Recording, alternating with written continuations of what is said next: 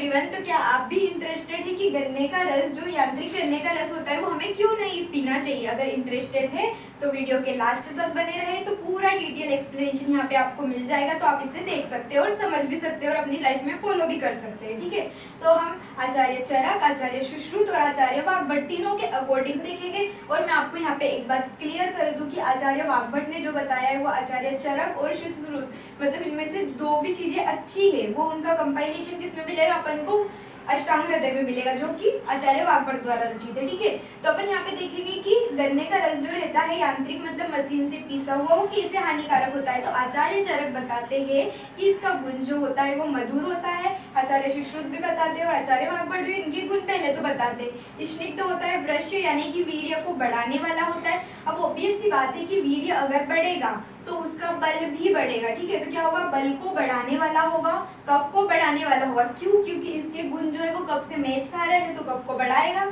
ठीक है, और क्या हो जाएगा? मतलब यहाँ पे ब्रहणों का मतलब लिया गया है कि मांस वर्धक, मांस को भी बढ़ाने वाला होता है। और शर का मतलब कि जल्दी फैलने वाला होता है। ठीक है, मतलब कि आपका मल जो रहेगा वो जल्दी पास होगा, ऐसा भी अपन कह सकते हैं। ठीक है, और क्या हो जाएगा? रक्त पित्त का नाशक होता है, मतलब कि पित्त का क्या होता है? नाशक होता है। क्यों नाशक होता है? क्योंकि इसका गुण क्या है? शीत है, लेकिन पित्त का गुण क्या होता है? उष्णता होता है, तो उष्णता को कम करेगा। क्योंकि ये शीत होता है तो पित्त का क्या होगा? नाशक होगा। ठीक है, रक्त पित्त मतलब रक्त दोष यहाँ से लिया गया है और पित्त दोष इनका क्या होता है? नाशक होता है। ठीक है, और आचार्य सुश्रुत ने एक बात और बताई है कि जो गन्ने का रस होता है वो कृमि को उत्पन्न करता है, बढ़ाता है। ठीक है, और आचार्य वाग्भट ने भी सेम यही बताया है। ठीक है, ये देखो, इसमें आप सिमिलरिटीज इसमें देख सकते हो टेबल में, क्योंकि सब कुछ कंपाइल करके मैंने यहाँ पे लिख दिया है। ठीक है, फिर ये तो उन्होंने उनकी नॉर्मल चीजें बता दी। अब यहाँ पे मिस्टेक क्या होती है? मिस्टेक ये होती है कि जो यांत्रिक यानी मशीन के द्वारा पीसा गया है, तो उनके जो बताए गए यहाँ पे तीनों आचार्य ने, मतलब आचार्य चरक कहते हैं कि ये विधायी होता है, आचार्य सुश्रुत भी कहते हैं कि विधायी होता है, और क्या बोला है उन्होंने कि गुरुपाकी होता है और विष्टम्भी होता है। ठीक है, विष्टम्भी का मतलब क्या होता है कि अवरोध उत्पन्न करने वाला जो होता है उसको अपन क्या बोलेंगे? विष्टम्भी बोलेंगे।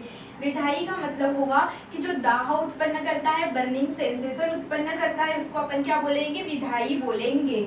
कब? जब वो मशीन से उसका रस निकाला जा रहा है। फिर आचार्य वाग्भट इसका डिटेल एक्सप्लेनेशन देकर बताते हैं कि ये क्यों ऐसा होता है, विधायी क्यों हो रहा है। उसका रीजन उन्होंने बताया है कि उसका जो अग्रभाग होता है वो क्या होता है? थोड़ा सा खारा होता है, तो वो भी उसमें पीसा जाता है, जड़ वाला भाग भी पीसा जाता है, और जो कीड़ों द्वारा खाया गया पार्ट है वो भी उसमें पीसा जाता है।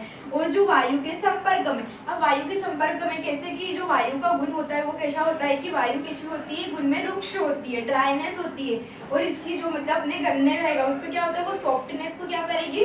कम करेगी। ठीक है, और वायु में बहुत सारे मतलब क्या होते हैं? बैक्टीरियास भी होते हैं, तो वो भी क्या हो जाएंगे? इसमें मिक्स हो जाएंगे। तो ये वाला जो गन्ने का रस है, तो वो वाला हमारी सेहत के लिए क्या है? अत्यंत ही हानिकारक है यांत्रिक गन्ने का रस।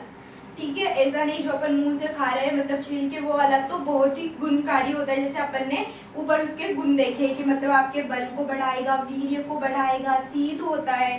ठीक है, तो इतना ही है, बाकी सब पूरा इसमें ही मतलब कि तीनों को एक साथ कंपाइल करके देख लिया है। और साथ में आप अगर इसको नोट भी करते जाएंगे तो बहुत अच्छा रहेगा। और मैंने रेफरेंस भी देख लिया, अगर आपको डिटेल में और पढ़ना है तो आप यहाँ पे रेफरेंस को देखकर बुक से पढ़ सकते हो। तो थैंक यू सो मच। अगर वीडियो अच्छी लगे तो लाइक, शेयर और सब्सक्राइब जरूर करें।